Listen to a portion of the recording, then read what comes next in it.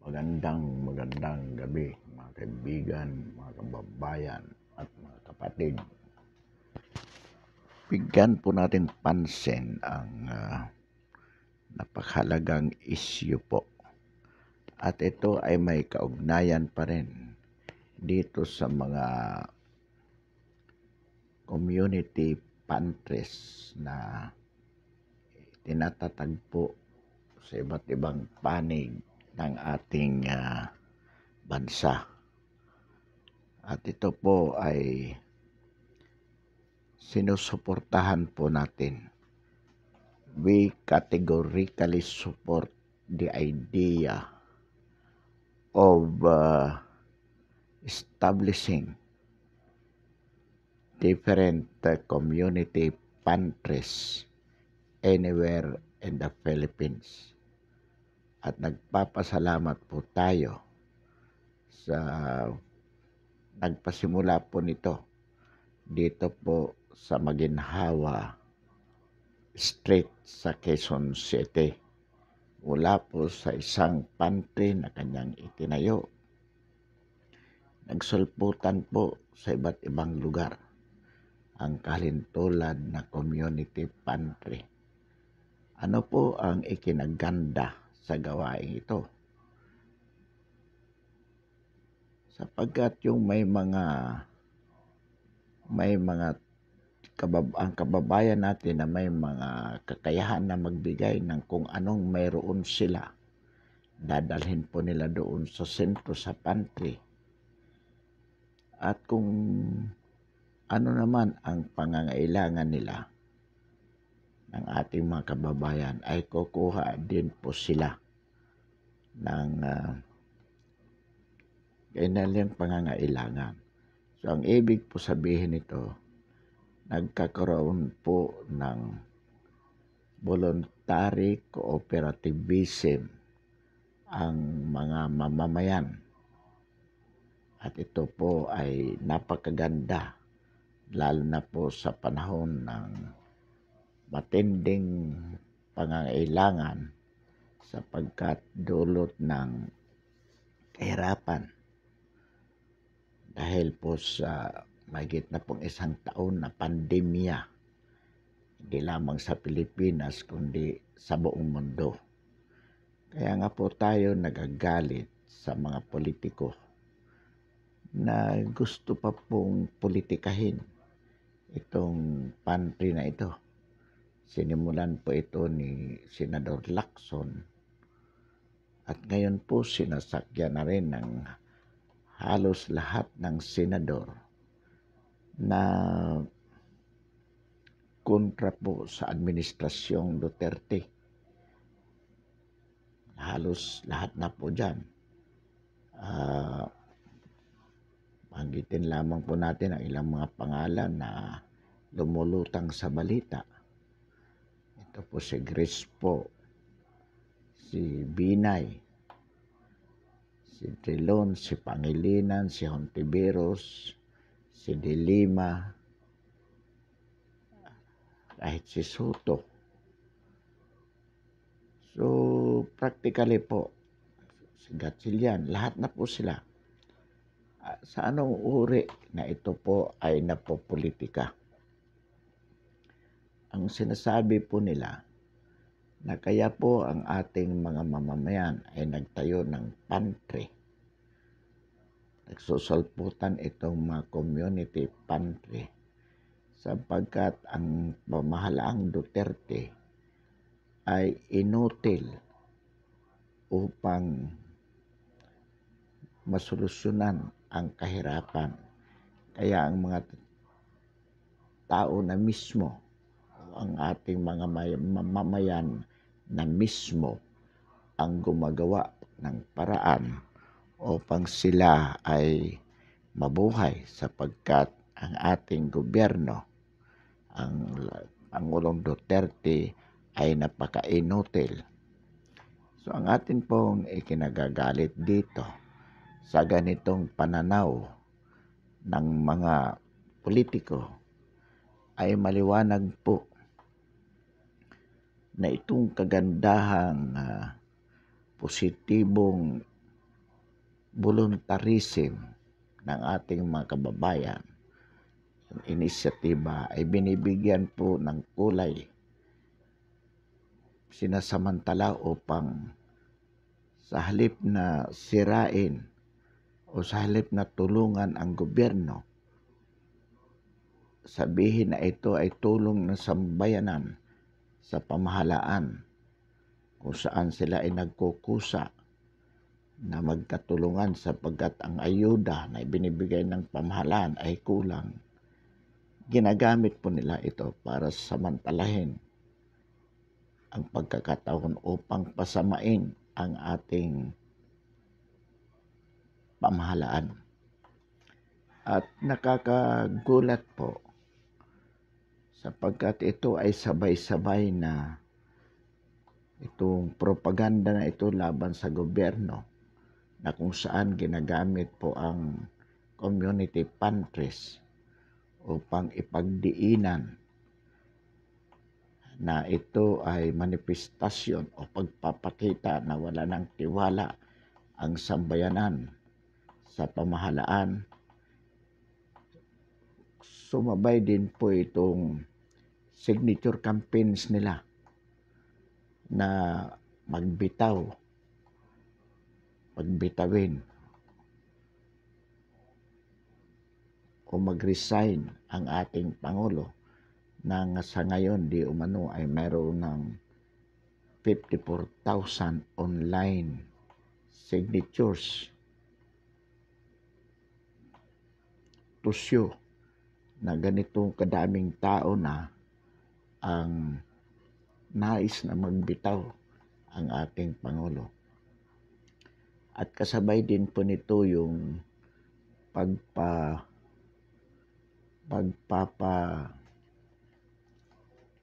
labas ng mga fake news na sinasabi nila na ang military po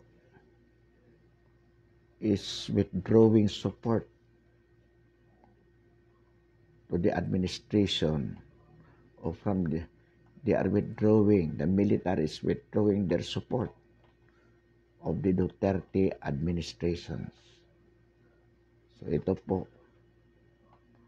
At ayon din po sa balita, habang nakapila ang mga tao dito sa pantries, namimigay daw po ng leaflets na nakalagay po doon na oust Duterte. So ibig sabihin, habang ang mga tao ay nakapila dito sa mga pantries, mayroon daw po nagdi-distribute ng mga papel o leaflets na kung saan sinasabi doon na dapat patalsikin ang ating Pangulo sapagkat inutil. At itong pantry nga ito na kanilang pinipilahan ay nagpapatunay na wala nang magawa ang gobyerno para sa ating pamahalaan.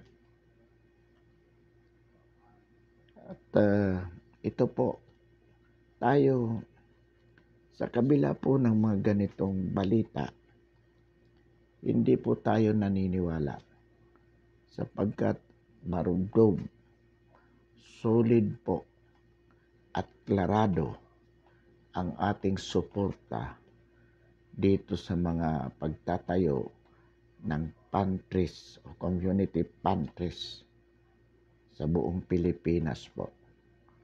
Sinusuportahan po natin and we don't care kung ano po yung mga negative na balita tungkol dito. Sapagkat isinusulong po natin itong spirit of voluntarism as a matter of cultural revolution. Yun nga po ang sabi natin. At ito na ang pagbabago na hinihintay natin. Ngunit nakakagulat po sapagkat mismo ang nagpasimula nito si Patricia noon ay bigla pong hinento niya kaninang madaling araw. Ngayong araw po na ito, hindi siya nagbubukas. Nagbukas sa kabila na napakhaba po ng pila. Maaga pa lang, madaling araw pa lang, may nakapila na doon sa kanyang community pantry sa Maginhawa. Ngunit hindi po siya nagbukas. At nagpa-interview siya, umiiyak. At sinasabi po niya na natatakot siya para sa kanyang buhay sapagkat may pulis daw po na humingi ng kanyang phone number. At ang kanya pong sinasabi na siya po ay nare-read tag. Kung kaya natatakot siya sa kanyang buhay, kaya ipinahinto niya po o ipahihinto niya ito.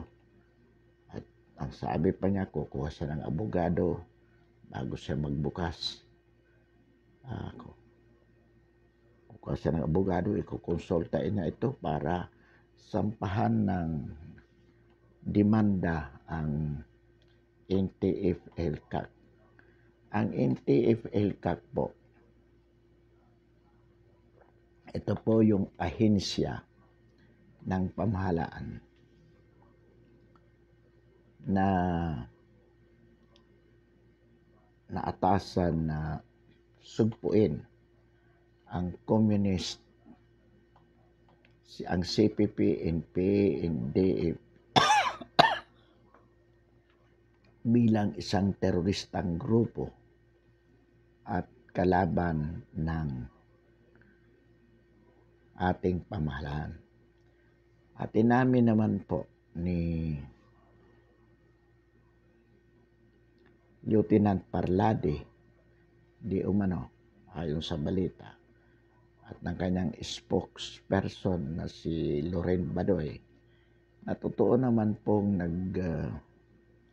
nagba-background check sila sa mga organizer ng community pantries. Inamin naman po. Ngayon, ito pong ginawa ni Patricia noon sa atin pong palagay ay ito po ay mukhang itong ginawa ni Patricia noon sa pagpapahinto at pagpapa-interview at pagsasabi na hinto niya ang pantry sapagkat nanganganib ang kanyang buhay dahil siya ay nare-read tag. Sa atin pong palagay, ito po ay deliberate sa kanyang bahagi. Kumbaga, she has exaggerated to malign the government. At dahil po dito mukhang nagkakaroon po ng basihan ang NTF-ELCAC na at least itong kay Patricia, hindi natin sinasabi yung ibang mga community pantries. Pero itong nagpasimula na itong kay Patricia noon, ay mukha pong ill-motivated ito. At mukha nga pong mayroong communist o CPP, NP, NDF connection na ang tanging purpose sa kanyang bahagi ay pausamain ang pamahalaang Duterte. Ibig po sabihin nito, sinasabi po natin mukhang kasama ito sa grandiose plan ng CPP, NP, NDF para patalsikin ang ating Pangulo sa pamamagitan po ng paggamit sa sambayanang Pilipino at ng kanilang kahirapan. Bakit po nasabi natin? Naulit po natin, hindi natin po sinasabi na lahat. Katunayan, patuloy po ang ating suporta at pakiusap sa ibang mga kababayan na magtayo ng kalintulad na pantry. Ngunit po dito sa kay Patricia Nun na siyang nagpasimula nitong konsepto na ito na community pantry ay mukha pong deliberate at malicious with CPP, NP, NDF connection. Bakit po nasabi natin yan? Una po, sa Facebook kagabi, we have come across a comment na ang sabi na itong ang sabi ng tao ka-eskwela di umano niya ito sa UP, si Patricia Nun. At ito po ay kilala daw pong aktivista sama nila. Na ang ibig po sabihin ng taong ito na hindi dapat ikatuwa ng gobyerno yung tenor ng sinabi doon sa nabasa natin sa Facebook na ang nagsasabi, this person was claiming na classmate siya sa UP Diliman nitong si Patricia Nun na di umano kilalang aktivista ito. At ang sinasabi niya, hindi dapat ito ikatuwa ng gobyerno kung ginagawa ni Patricia Nun. Hindi dapat ikatuwa ng gobyerno sapagkat hindi ito suporta sa gobyerno. Bagkus, ito ay pagpapakita ng kanyang disgust sa gobyerno na hindi na kaya ng gobyernong tulungan ng sambayanan kaya siya ang nag-i-initiate na tumulong.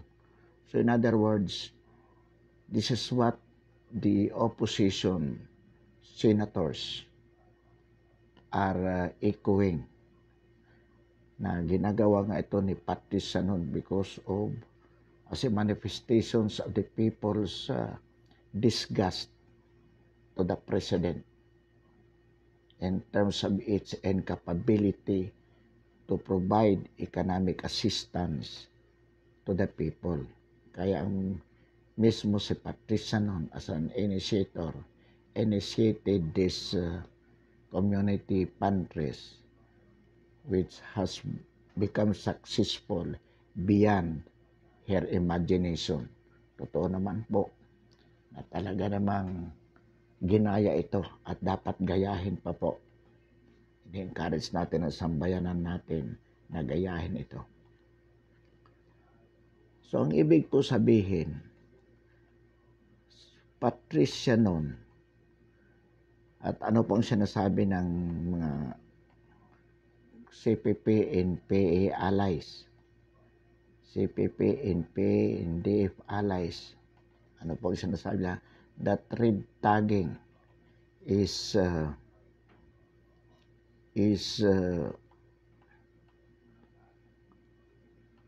human rights violation in the sense that it endangers the lives of those people who are allegedly red tagged. At yan ngayon ang pinalalabas ni Patricia Nun with exaggeration. Alam niya na pag hininto niya po at this point in time, siya mismo bilang founder ay ihinto niya because of the alleged red tagging by the NTF-ELCAC. Magagalit lalo ang sambayanan sa pamahalaan Duterte dahil pinahinto ang ganitong uri ng inisyatiba. Samantalang, hindi naman po siya pinuntahan, hindi naman siya talaga pinatigil. ayon sa kanya, hiningan lang siya ng cellphone number ng 2 pulis. Kung ikaw po ay kung malinis ang intention mo, Patricia, nun, at lalo na nakita mo na ito ay parang apoy na kumakalat na sa buong Pilipinas, itong sinimulan mo, hindi ka basta hihinto. Bigla mong ipasasara ang iyong community pantry sa maginhawa sa napaka-shallow, napakababaw na dahilan. Dahil lang hiningan ka ng cellphone number, ipahihinto mo na. Alam mong, you know that this is a very noble cause. At kung talagang gusto mong makatulong, ipakikita mo sa sambayan ng Pilipino na naniwala sa iyo, kaya ginaya ang ginawa mo, na ipaglalaban mo ito laban sa sinumang magpapahinto nito. Pagpalagay nating totoong kahit mayroong banta sa buhay mo, kung mayroon nga. Pero dito walang banta, ikaw lang nagsasabi, in-exaggerate mo lang, pinalala mo lang para ipakita sa buong Pilipinas na ikaw ay, kaya mo hininto dahil tinakot ka ng pamahalaan. Kalokohan mo yan. Mukhang may katwiran nga ang NTF-ELCAC talaga. At ipalagay mo na, bakit kung i-background check ka ng NTF-ELCAC, trabaho ng NTF-ELCAC na i-check ang sino mang sa palagay nila may connection sa CPP, NPA, NTF. Yung nabasa natin kagabi sa Facebook na nagpapakita na ikaw ay ganito sa UP, aktivista ka. Kahit ako ang nasa NTF-ELCAC, I would have it checked sapagkat tungkulin nila yan. Tapos sa kunting ganun lang, ihinto mo na. Kung wala kang balak na masama, wala ka talagang plano na isiraan ng gobyerno. Bakit hihinto mo agad na pag ganun lang yan? You know that everybody is supporting you. Except that statement, kung may statement man ng NTF-ELCAC na nagbabackground check sila. Yun lang, nagbackground check lang, hihinto ka na. Kalokohan. At mayroon silang basihan kung bakit kailangan nila mag-background check. Yung kumakalat na balita na nagbibigay ng leaflets, House Duterte, sa mga pila ng pantries. That is a basis for the NTF-ELCAC to background check. Sa organization ito, at least sa iyo being the initiator. Tapos hihinto mo na, pa-interview ka para ipaalam mo. Alam mo marami nakapila. Ay sorry, di kami nagbukas kasi nanganganib ang buhay ko dahil may 2 pulis na kumuha ng number ko. Na-red tag ako, kaya takot na ako maglakad ng alas 5 mula sa bahay papunta sa pantry. That is exaggerating. What it appears, Patricia, nun, sayang, inahangaan pa naman kita. A lot of people are admiring you for starting this noble cause. Pero masama pala ang balak mo. Gusto mo lang pala sirain ang gobyerno. Tinatawagan natin ang NTF-ELCAC na palalimin ang investigasyon laban dito kay Patricia nun. Sapagkat pangitang-pangita itong malisyosang ginawa mo. Sinayang mo pagkakataon mo, kikilalanin ka na sanang bayani sa buong Pilipinas sa ginawa mo. Pero ito, nagpapagamit ka rin pala. Hindi kami naniniwala sa mga lentek na yan, mga senador na yan, na nagsasabi na kaya na tayo ang sambayanan ng ganito sapagkat hindi na kaya ng gobyerno na tulungan ang sambayanan. Sapagkat sa totoo lang din naman, dapat lang naman talaga ang mamamayan ay huwag umasa sa kanilang pamahalaan sa lahat ng bagay na kanilang pangangailangan. Kaya nga hinahangaan natin, sinusuportahan natin itong ginawa mo. Nagginaya sa buong Pilipinas. Sa Facebook, prenopromote natin ito. Sa ating vlog, prenopromote natin ito, Patricia. At hinahangaan ka namin sapagkat napaganda itong nasimulan.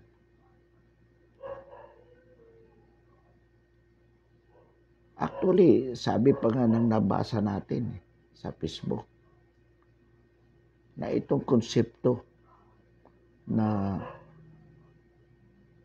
magbigay kung ano ang mula sa iyong kakayahan at kumuha ayon sa iyong pangangailangan. This is a communist ideological phrase. Yes, we know. Kasi sinabi ito ng mga proponent ng komunista. To him, according to his needs, and from him, according to his ability. But we don't care so long as it can help. Tama naman yun. Kaya nga, believe tayo sa iyo Patricia noon.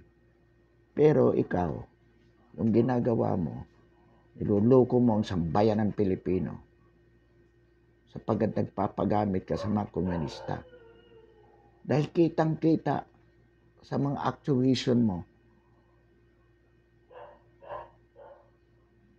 ang ikinagagalit natin dito, bigla mong hininto, gayong hindi naman talaga totoo na nalalagay ang buhay mo sa panganib. Hininto mo lang sapagkat you are grabbing the opportunity para galitin ang sambayan ng Pilipino. Magalit sa pamahalaan ni Pangulong Duterte. Sapagkat kaya hininto ko ito sapagkat nanganganib ang buhay ko dahil nirerintag ako. Kung totoong serbisyo ang hanap mo, and this would have been the best services ever. Paglalaban mo yan kahit pagpalagay mo ng totoo, kung totoo nga na nalagay sa panganib ang buhay mo.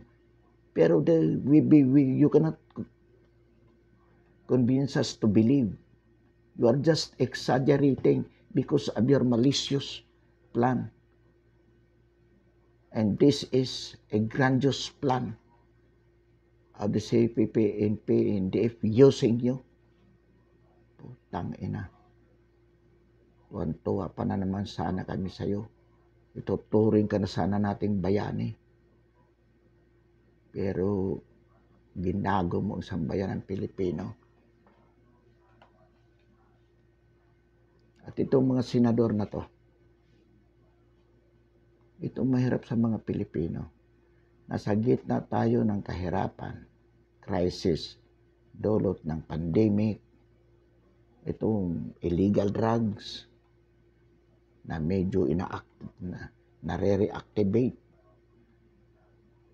itong West Philippine Sea, lahat ng mga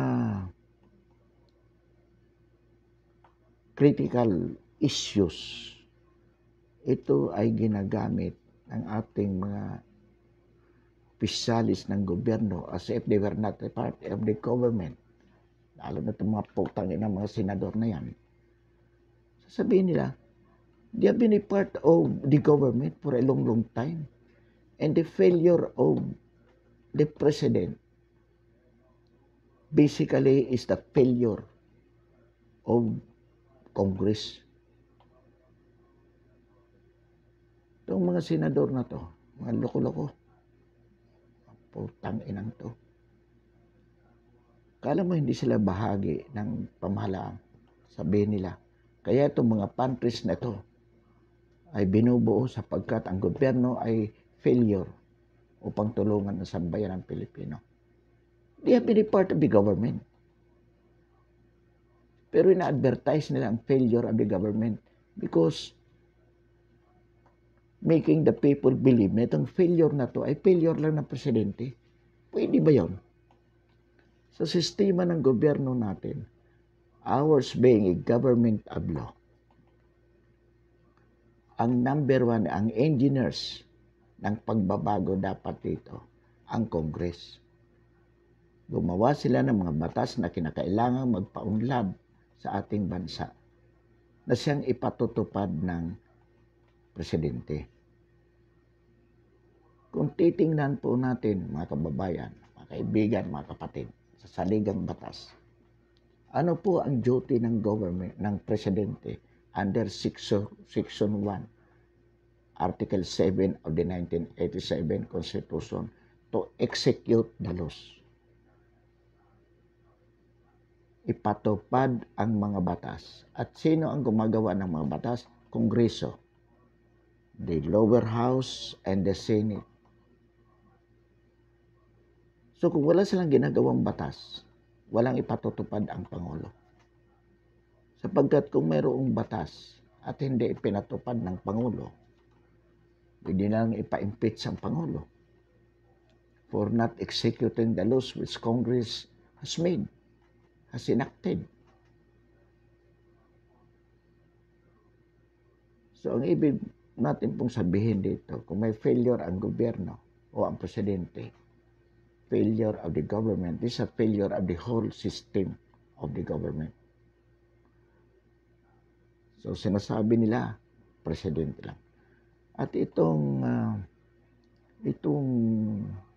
biglang paghinto, pagsarado ni Patricia noon sa mga pantry, sa pantry niya na itinayo, kung saan ibinibintang niya ang dahilan kung bakit siya nagsarado ay sapagkat nire-red-tag siya at nanganganib ang buhay niya. Gayong, ang sinabi naman niya, dalawang pulis na humingi lang sa kanya ng telephone number. Ito po ay nagpapakita na bahagi po sa plano ito ng mga CPP-NP, DFO pang pabagsakin patalsakin ang gobyerno. Sapagkat sumipot po ito ng sabay-sabay. Duterte Resign Movement, itong rumors tungkol sa military withdrawing their support to the president, tapos biglang lumitaw itong pantries. Ang tanong nga natin dito kay Patricia, totoo ba na itong mga ipinamimigay mo ay talagang galing sa'yo? O baka naman yan yung mga naglalagay lang dyan mga komunista, naglalagay ng goods. Maganda. Tapos nung maganda na, biglang ito sinarado mo, binintang mo sa gobyerno ang dahilan kung bakit kailangan mo magsarado. So naulit po natin, we categorically support the establishment of community pantries anywhere in the Philippines. Kung ito may be communist motivated, we don't care. So long as nakakatulong ito. Kung bad ang intent, okay lang. Problema nila yon. Ituloy ang pantries. Pero ang pinupuna po natin dito, yung malicious